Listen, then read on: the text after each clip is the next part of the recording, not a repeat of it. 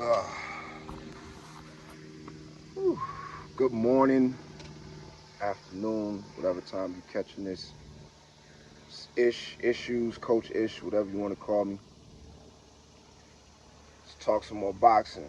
All right, so Anthony Joshua knocks out Robert Helenius. I'm gonna use this one video to cover two fights because I don't have much to say about the second one. First one is Anthony Joshua, Robert Helenius. Second one is Derek Chisora and Gerald Washington. There's some other good fights that happened last night too, but I'll cover those on another video. Actually, it was a bunch of good fights that happened last night. Gary Antoine Russell fought last night.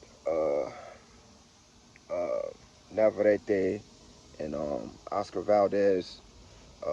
I didn't actually watch that fight, so I'm not gonna make a video until I watch that fight.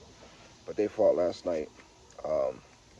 Do have some thoughts about Gary Antoine Russell.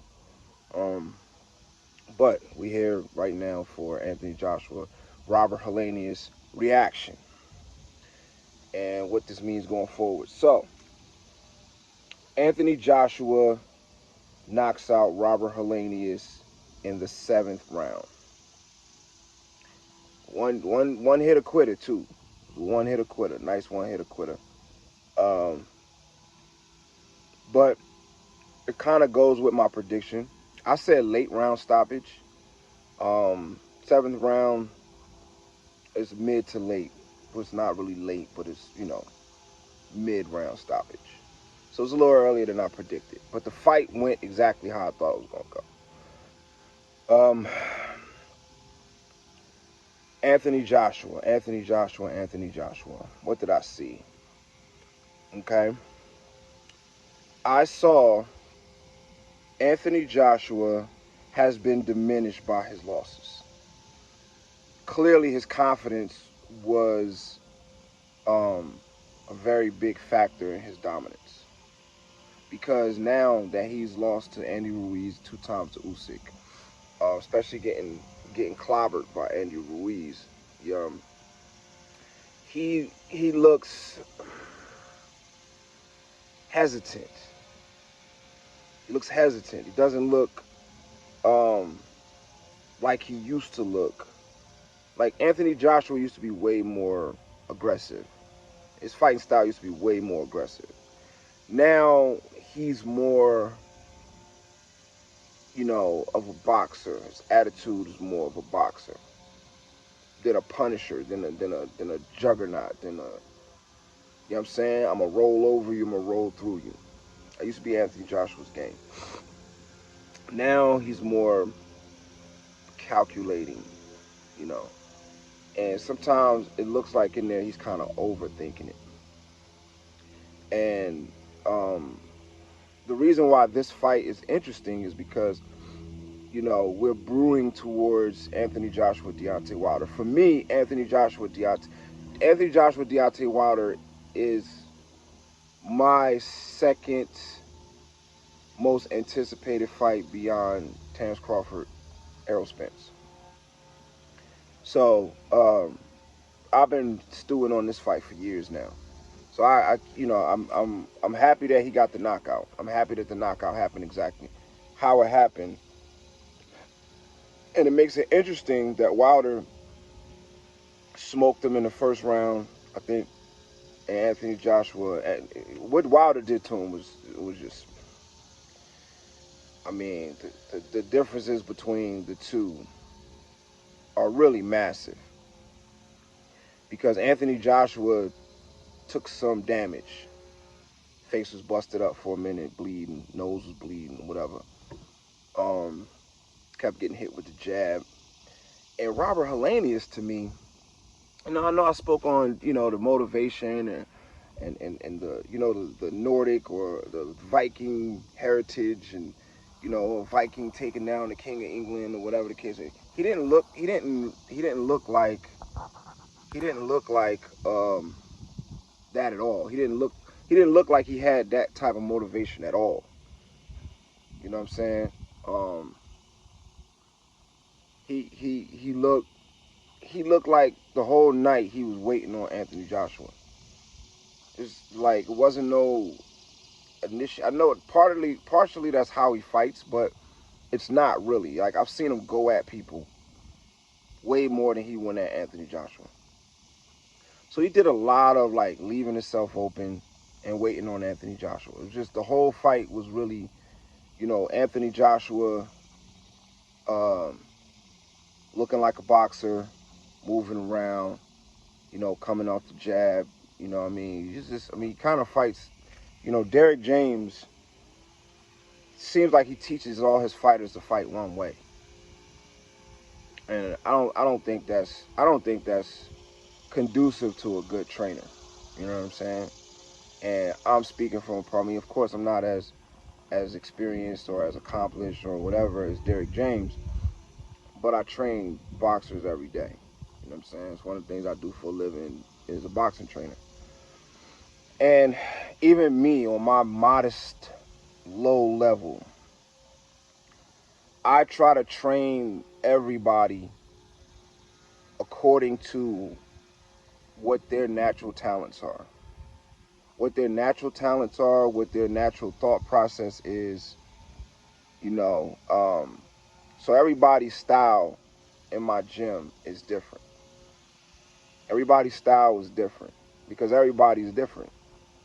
You know what I'm saying? I don't necessarily train fighters to even fight how I fight.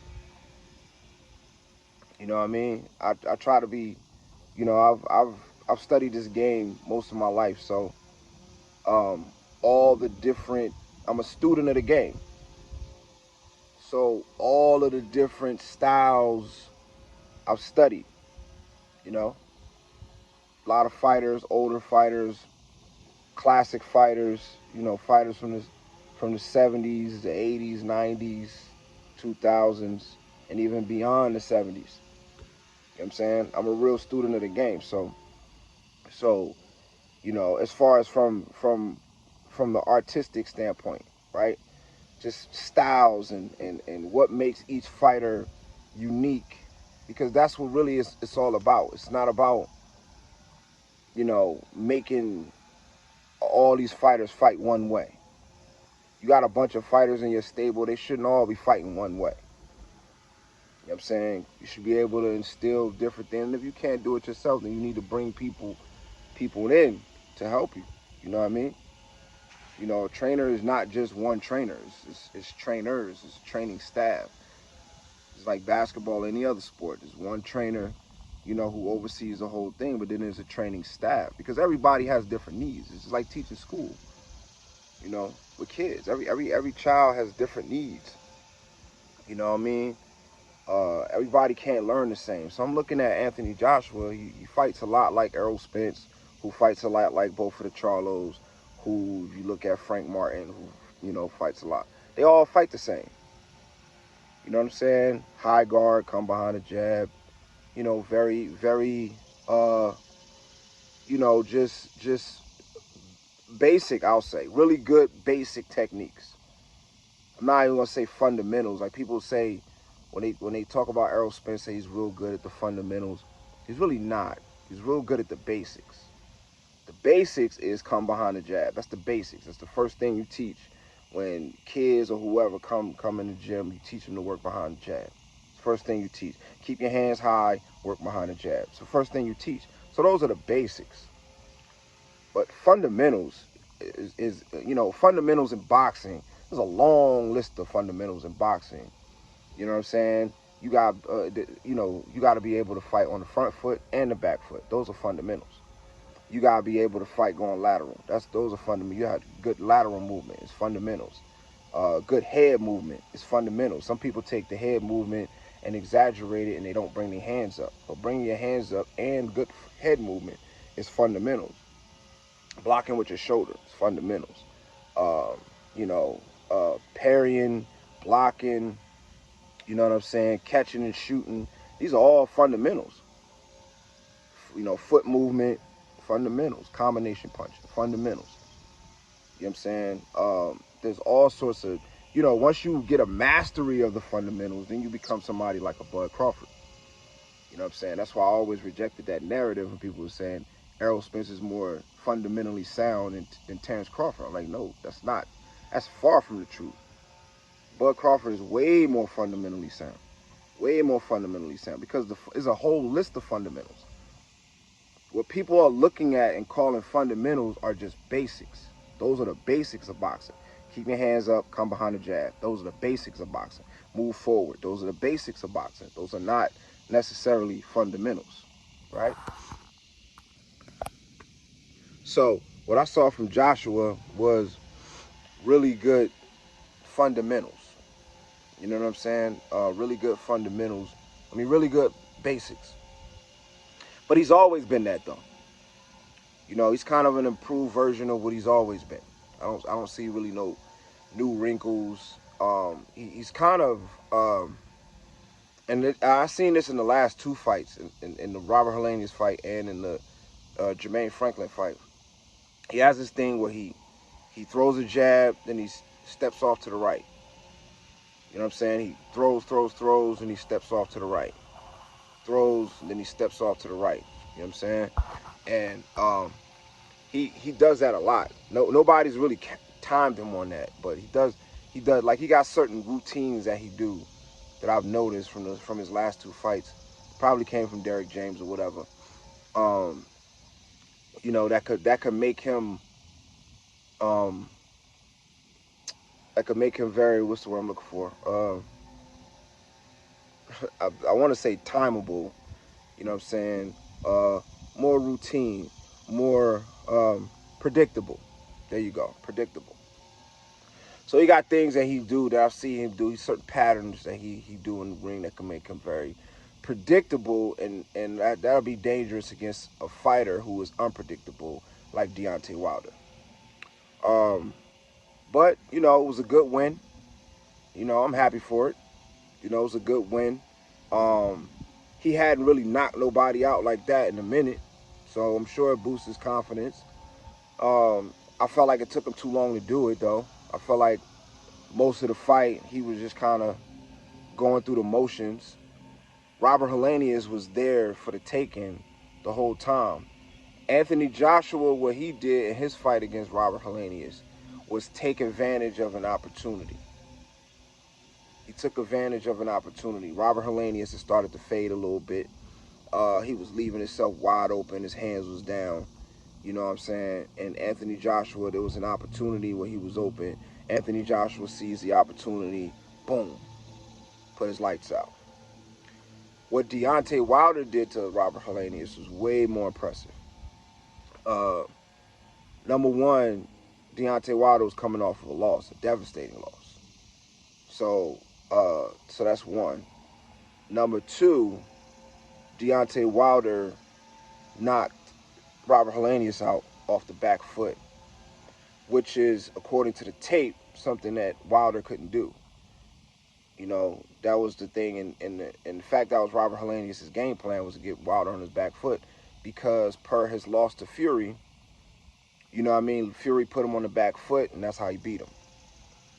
So it showed that Wilder was able to iron out a wrinkle from one fight to the next fight, show some improvement, which is always been something that I've always, you know, liked about Deontay Wilder, is that fight to fight you can see him improve. I think he got to a point where he was a little ahead of himself and he stopped improving. But if you watch him from the beginning of his pro career up until Tyson Fury, fight by fight he would improve. And then there was a couple fights where he was, you know, he was just knocking dudes out with the right hand. And it just seems like, you know, he's gaining a little popularity, so it just kind of went to his head a little bit. You know what I'm saying? I'm glad Malik Scott got him back on track. You know what I mean? Because in this game, you got to constantly improve. As long as you're boxing, you have to constantly improve. Constantly improve. Not sharpen what you do. You got to do that too, but you also got to improve. You got to constantly add different things to your game, because Father Time is undefeated. So as time ticks, you lose things. Every day, every fight, you lose something. You know what I'm saying? You lose a little bit of speed. You lose a little bit of timing. You lose a little bit of You know what I mean? Just different things. So you got to constantly keep updating or adding on to your toolbox. You know what I'm saying? Adding different tools to your toolbox and then sharpening them tools. You have to. You have to. You know what I'm saying? That's the difference between great fighters and just fighters. So Deontay Wilder showed, what I seen early in his career was the ability to iron out a wrinkle, the ability to improve. So he improved. He knocked Robert Helenius off the back foot. But the most important, the most impressive thing that I saw with Deontay Wilder's win over Robert Helenius is that he actually walked him into that trap. He set him up. He knew that that's what he was trying to do, was to get him on the back foot, catch him in the corner, and just maul him. And you know what I'm saying? But I think Deontay Wilder was 212. Robert Helenius was probably like 255, 260.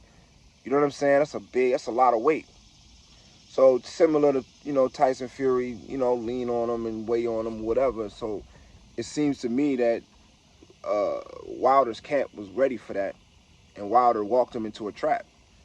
You know what I'm saying? He walked him into a trap, boom, put his lights out. And that to me shows boxing. And that's something that Deontay Wilder has never been known to be able to do. It's to box. Everybody just think that he goes in there looking for the right hand. He just, connect with that right hand and it's over. He can't box at all. In fact, that's the actual narrative beyond Deontay Wilder, is he can't box. But what he did to Robert Helenius showed very high level boxing. Very high level boxing. He walked him into a trap and he put his lights out. He dictated the situation. He didn't wait for an opportunity to present himself and take advantage of the opportunity. He dictated the situation and created the opportunity to finish the fight on his terms. And Anthony Joshua didn't do the same thing. Anthony Joshua waited for an opportunity, took advantage of the opportunity, got the knockout. Good on him. But I think that them both knocking out Robert Helenius makes the build up for Deontay Wilder versus Anthony Joshua that much more dynamic. So I'm looking forward to it. You know what I'm saying? I'll give my prediction closer to the fight, but I'm pretty sure most people already know what my prediction is. But I'll wait till the fight is made and it's official and we move in towards. I'm hearing things like January, so we'll wait closer towards the end of the year. You know what I'm saying? When it's officially announced, and then I'll give my prediction about that fight. But good fight, good win for Anthony Joshua. I'm happy that he got that win. I'm also happy for Derek Chisora. I've always liked Derek Chisora. He's not the most skilled fighter in the world. He's skilled in certain ways. He's a skilled brawler. That's what he is. You know what I mean? He's a very skilled brawler. He's always been that, a very skilled brawler. But he's always had tremendous heart, man. He's never cheated the fans. He's past his prime, but he still puts on good shows. He still gives good performances. His performance against Usyk was a good fight. He gave Usyk. Actually, he's probably given Usyk the most trouble in the heavyweight division so far. Now, mind you, Usyk was just coming it was like his second fight at heavyweight. But even Anthony Joshua didn't give Usyk as much problems as Derek Chisora was giving Usyk in that fight. You know what I'm saying? Um, so, um, and so good on Del Boy, man. He always comes with it. He always comes with it, and that's what he did against Gerald Washington. Now, Gerald Washington, yeah, I mean, I expected more out of him. He's trained by Malik Scott now. Gerald Washington was always one of those fighters coming up that I kind of had high hopes for in the heavyweight division. You know what I'm saying? Athletic, seemed to have, decent boxing ability, whatever the case may be. But his performance against Derek Chisora last night was embarrassing, really. It was embarrassing for him. It was embarrassing for Malik Scott. You know what I'm saying? It was embarrassing for Malik Scott. If I was Malik Scott as a trainer, I'll be mad. I'll be upset with him. You know what I mean? Because you could tell, you could tell that he knew the right things to do. He just wouldn't do them. He just wouldn't do them. He thought the fight was just gonna, just gonna be there and it's gonna play out how he wanted it to play out. But that it don't never work like that in boxing. You know what I'm saying? You got to be prepared for anything. You got to be prepared for anything. So So, good fight for Derek Chisora. I'm real happy for his win. I'm happy that he's continuing his career and he's still getting bags. You know what I'm saying? To go out there and perform. He's never cheated the sport. He's never cheated the fans. You know what I'm saying? A lot of people may not like him. You know, he is kind of an acquired taste. You know what I'm saying? But I'm real happy for that win, because Gerald Washington was supposed to beat Derek Chisora, just simply because Derek Chisora is old. You know what I'm saying? So Derek Washington, he was supposed to beat him. Now Helenius is old too. This put that out there too. He was 38 when he fought Wilder, so he's either 49, he's either 39 or 40 right now. You know what I'm saying? Which is old, especially for a heavyweight fighter, who's been through, you know, some of the stuff that he's been through. But Derek Chisora is in the same boat. He's old. You know what I mean? So Gerald Washington, with his improved skills and new trainer, was supposed to go in there and beat him and make a statement. You know what I'm saying? And he got beat. You know, got the unanimous decision. You know what I'm saying? So good on him.